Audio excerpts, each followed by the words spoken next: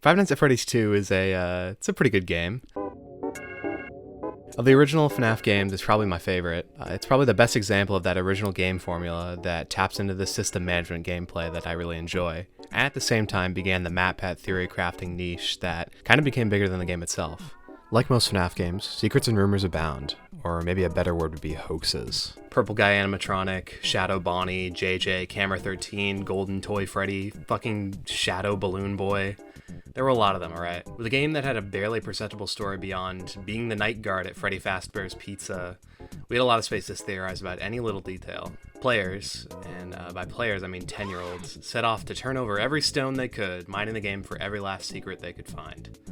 When we couldn't find much else, there was an impulse to create something new in that world that we had spent so much time in. What I have for you today may be one of the most convincing FNAF hoaxes I've ever seen. 1987 mode.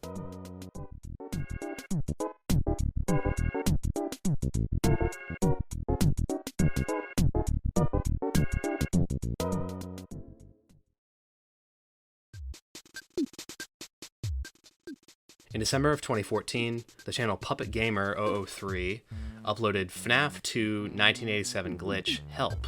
The video didn't get many views, but the few who did see it will be presented with one of the most interesting things I've seen out of this community in a while, especially in those early days.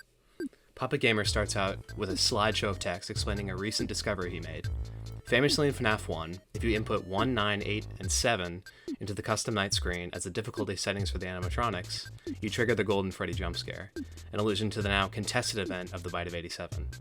Puppet Gamer says that this Easter egg, which he calls a glitch, is also in FNAF 2, but activated in a different way.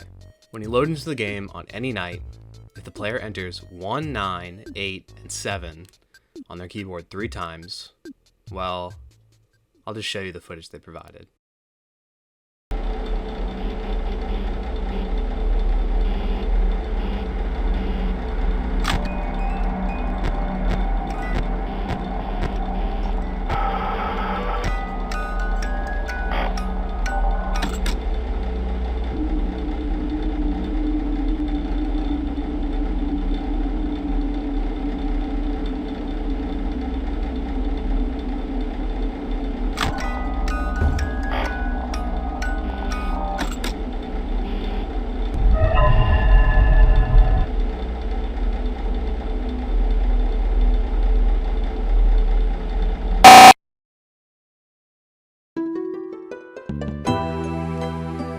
When I first saw this, I was pretty blown away that something like this was already being made so early on in the community.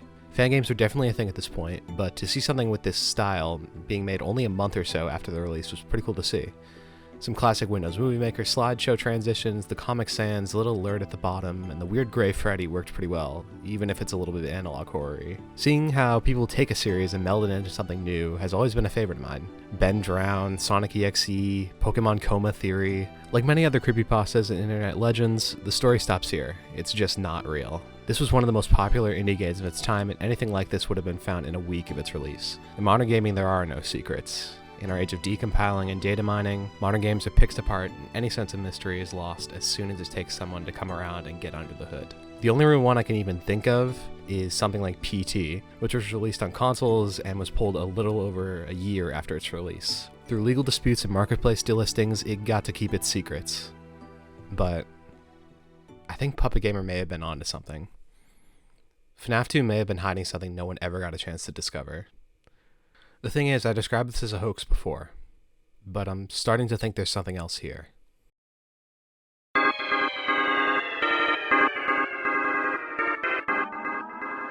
You may be saying, I can boot up the game now, do this, and nothing happens.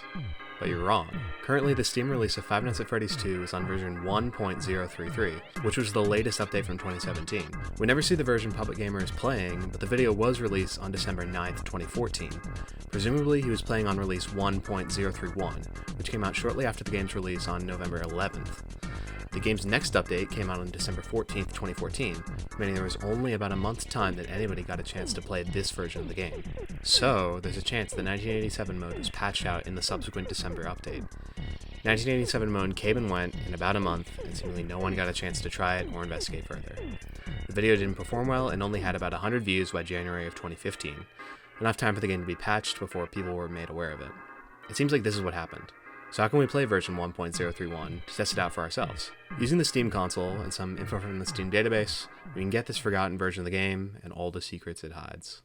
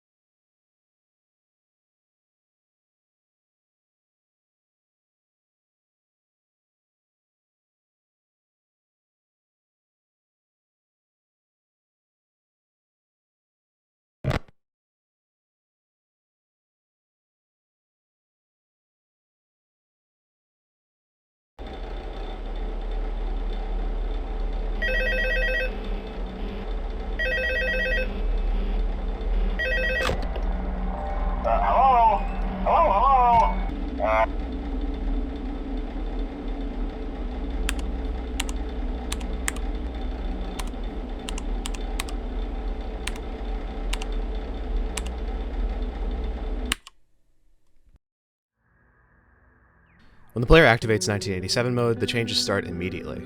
Like in Puppet Gamer's video, a gray alert will pop up over the camera menu, like the music box alert.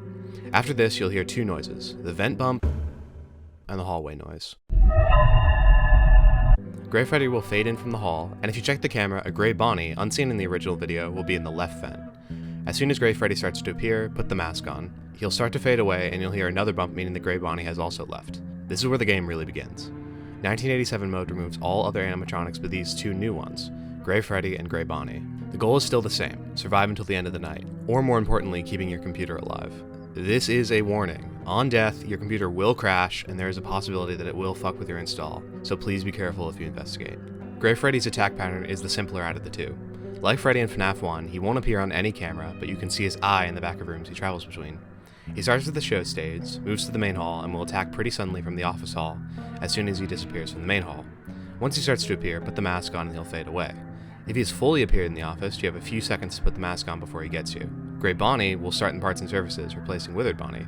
From here, he will teleport over to Mangle's room, still sitting. Also, listen to some of the audio he plays when he's on this camera.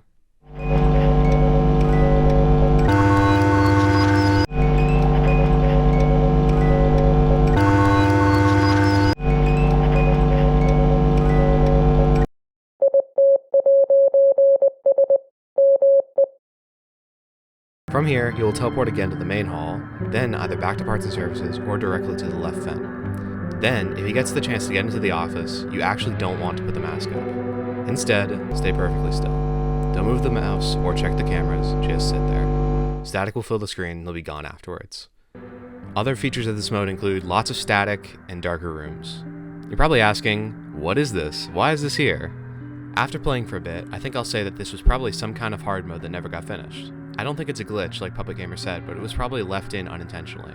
Traditionally, FNAF keeps its hardest challenges in the Extra Night and Custom Night, but being the second game in the series, that wasn't really part of the formula yet. Maybe this was just a code that Scott hid the difficulty under before adding it as a section on the main menu. Maybe this was supposed to be a secret, and more in the game would point you towards finding it. I think the Gray Freddy and Bonnie are pretty interesting, taking in the fact that the next game would focus so heavily on Spring Bonnie and Fredbear's Family Diner.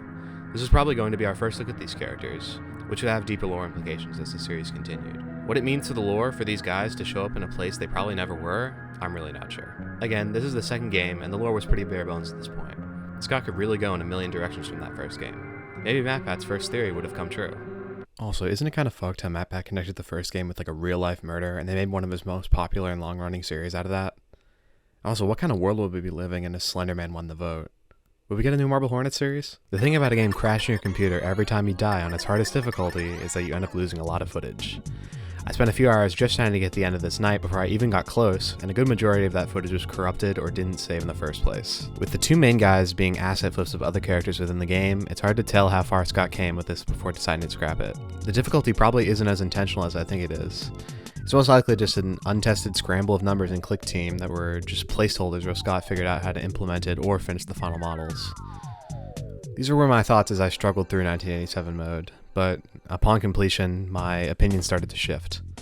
After 4 hours across 2 days, I beat it. I really didn't know what to expect once 6 AM hitting, but I was nowhere near prepared for this. When you beat the night, you get this. A keypad and a door. The rain in the background suggests that it's outside, The buzz of a fluorescent light above almost overpowers it. What's the code? You get 3 tries. It's a 4-digit code. You probably think 1987, but it's not. Once you've typed out your 3 tries, it locks you out, and you can't do anything. You can't move the camera, it doesn't seem to reset. You just sit there. Maybe this was the reason for the difficulty. These scuffed palette swaps are protecting me from this. A new mystery, right off the heels of the last one. I could try and scrub through my gameplay, try and find something to point me in the direction of this code, but I have no idea what I'm looking for. Maybe I can wait for something to happen. Or maybe it's better to leave it here. Even if I knew the code, what would it lead me to? Some lost lore, another night, the answer to all the questions we still don't know about these original 6 games? Maybe it's better to keep a mystery, because no answer will ever be more interesting than not knowing.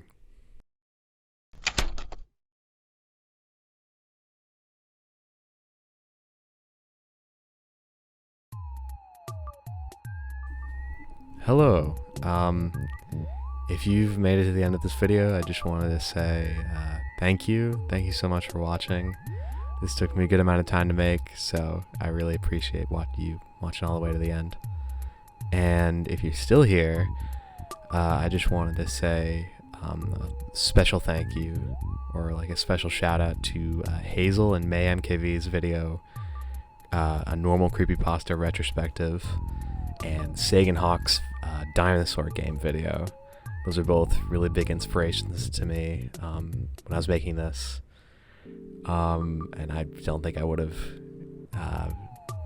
had the confidence to go through this video without seeing those videos. So yeah. Also, if you're seeing this, all of this was fake. Thanks, bye.